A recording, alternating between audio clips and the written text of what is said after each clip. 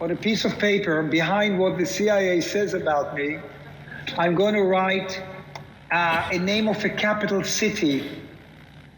I won't tell you what, I'll make it easier. I'm going to choose a name of a capital city, and I'm going to transmit it to all of you. So hold on, let me write it. I'll write it down to here. Give me a moment. I did, by the way, I didn't plan to do any experiment. Okay, I've written a name of a capital city. In a moment, I will show it. But right now, this is what I want you to do. All of you, I can't see you, but can you see me clearly? Yes, say yes. Very nice picture. So I'll just give you a simple clue. The capital city is in Europe, and I'm going to say 1, 2, 3. Don't say anything, and I'm going to transmit it into your mind, and then I'm going to show it and raise up your hands. How many people received this city? Don't say anything yet. So here we go. I'm going to do it 3 or 4 times. Transmit it 3 or 4 times. 1, 2, 3. One more time. 1, 2, 3. One more time. I'm actually visualizing now something in this capital city. I'm visualizing something. And one more time. 1, 2, 3. All right. I'm going to lift up the paper with a city that I have written, a capital city in Europe, and raise up your hands. How many people felt Paris? Oh my God. Okay, hold on. Can we get the house lights open up, please, so we can see this? I got Paris. Uri. Actually, a majority of the audience. Is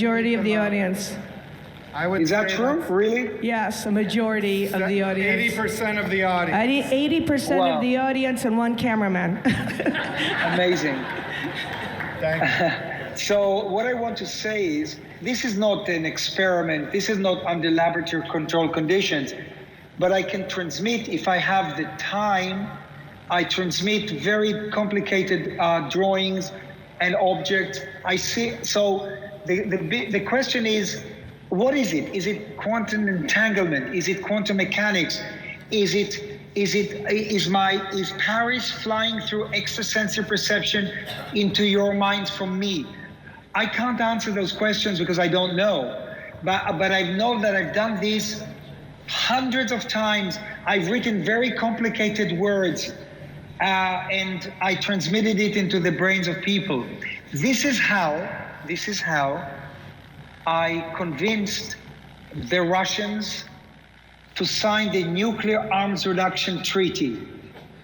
It was Senator Claiborne Pell, who was the head of the American Foreign Relations Committee, and Senator Claiborne Pell was a good friend of Max Kempelman, Ambassador Max Kempelman, and they flew me to Geneva.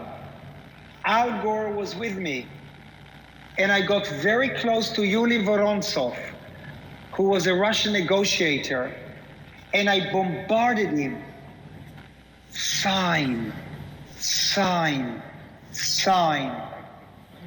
And lo and behold, they signed the Nuclear Arms Reduction Treaty.